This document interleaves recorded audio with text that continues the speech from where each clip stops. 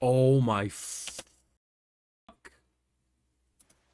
That's insane work. You had me, Unk. You were the chosen one. Fool me once, shame on you. Fool me twice. Fuck me. Oh, nuts. I thought we only beat children, not shoot them. But you know what? I can adjust, I suppose. Fuck them kids. Xylo, make sure I'm invited. You know how I love to beat children. The way she's just fucking flapping around, flopping around. Guts and intestines just hanging out. Oh. That explains some things. You know what? I invested in the Rhyno stocks early. And it's paying off massively. At least he can still be a villain. Hell yeah. Wasn't expecting that. Okay, I really thought we killed him. Oh, he going for a weapon. Unk, what are you doing? Oh, so that's the catalyst. She actually was just gonna arrest him. But after oh, she's gonna get blamed for both murders, I bet. Holy fuck, that is the most intense shit. I might, no, I'm not even gonna argue. I'm gonna say it. My full chest. That is the most powerful thing we've seen in the show to date. Oh, so the goddess summons books and those books have all the information on a person? Yo, bro, then you know the secrets of everyone. How the fuck? Excuse me, you can't tease me like that. You're tickling my ball sack without making me bust. Come on now. Come on now. You can't back off now.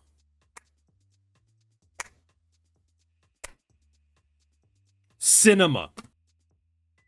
Just some of the highlights, like his full live reaction. It was a doozy, is over on my Patreon among all the reactions. Okay, we gotta jump into this. I'm surprised and not surprised. See, when it comes to a character doing a thing, I'm pretty good at calling it. However, when it comes to a character living or dying, I'm damn near on point. She fucked me up this week. The back and forth tug of war, where I couldn't land on whether or not she would be a hero or not, because it's not a guaranteed thing. The only thing that would make it guaranteed is if it was forced upon her. But the buildup of not knowing what she would do after killing Uncle Dearest, who had it coming, mind you, that son of a bitch did indeed stab us in the back, and there was some complexities to it, and we're going to break those down because it's great. But at the end of the day, the way she was feeling, it was hard to get a read on. And before I get someone being like, oh, it was a guarantee she was going to be sentenced to be a hero, no. It's rare, but I've seen some shows with similar writing quality techniques as this show has that I'm like, you know, I can see why she would feel too guilty. In a way, someone who is so okay sacrificing her own life or her uncle's life for that of people she doesn't know. Naturally, it's understandable why she may not want to be a hero, especially because, as we know, being reborn an unlimited amount of times has its consequences. Your soul gets stripped every time. Hell, even further flesh out the fact that there's a limited amount of heroes that could even be summoned so the goddess can remember. The whole time, I'm not sure if she's going to take that offer at the end, and when she does, I'm surprised and not surprised. It's a very unique feeling for me. Because you have to keep in mind, when Buddy comes in with his goddess, and once again, I love the fact that it's a universal thing that every goddess loves head pats, and he busts out the handy-dandy notebook because apparently her ability is a book of knowledge. Many questions about what you can utilize that for. Is there limitations? Is it truly an all-knowing book? Because if so, it could explain some behavior of this man. I'm fucking fascinated though. Listen, Uncle fucked me over. At least this man's honest, being like, I don't want you to become a hero, but I'm offering it to you because you make sense. I need more of this man in Season 2, which I keep saying, Season 2 is happening. They didn't officially confirm it this week, but in like 2 days and some odd minutes, there's a timer that's going off that will most likely confirm it, but just know the leaker who gets literally everything right confirmed Season 2 weeks back. It's happening. I think my favorite part of her sentencing is getting the lore drop about the goddess and the concept of how heroes, because it is interesting, right? You're sentenced to be a hero, but heroes are being punished. But it's interesting how it initially did start out as a loving, praising thing.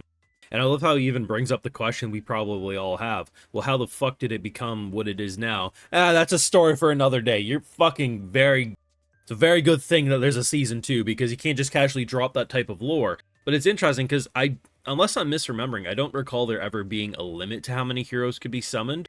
So the fact that she is seemingly filling up the last spot is such an interesting dynamic. Now, that's all well and good, but let's break down what got us to this moment that really fucked our life. So here's the thing about the uncle, okay? he is more interesting and complex than I was initially expecting. The issue is fool me once, shame on you, fool me twice, shame on me, and unfortunately we are at a fool me twice situation. So, given his power, right? Imagine someone in government knowing shit ain't gonna work out. It is in human nature to want to prioritize your own family and life over the lives of others. Now, some of us are better than others. But I do think if you take a majority of people and put them in a situation fully believing with their full chest that the world's going to end, and there's a way out to carve me and my family a future, most people would take it. It's very easy to say you wouldn't take it when you're not put in that situation. And I'm not saying there isn't probably millions who have that noble righteousness, but keep in mind there's billions of us on Earth. Millions is actually a very small group of people who would have the noble intentions similar to Kivia. The issue is that this son of a bitch is preaching about how he's doing it all for his family. She didn't go in for the kill. I thought this whole time we're building into her just killing him. No, she wanted him arrested. And what does he do? He blows off her right-hand man's face and immediately goes in for the kill. Now, that would make sense if she was going in to stab, right? That's a self... No, he just straight up was like, I'm not being arrested. And because he was a selfish little prick, we got charged with 2 deaths. Had our boy not been killed there, it's potential they probably would have still called us liars because how dare you hurt a man of the church. But at least we would have had a potential way out. Definitely brings up the concept of, hey, if you got this magical book with all this knowledge, why the fuck can't you get us out of jail with this, you know?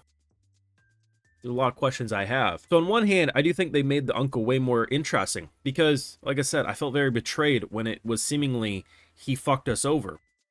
Listen, people like this character so much. I had people in my comment section for weeks saying, no, I believe it's a misdirect. He must have... No, his misdirect was he was basically just going to carve out a future for his family. That's fine. But when you immediately say, I'm not going to get arrested, I'm going to kill my family, it would make sense if she was going in for the stab. Bro, you are just a douche.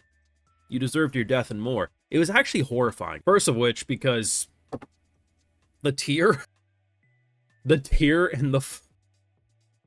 What the fuck, bro? And I ain't even gonna show it, but literally the frame after this one where it's hyper detailed of him stabbed.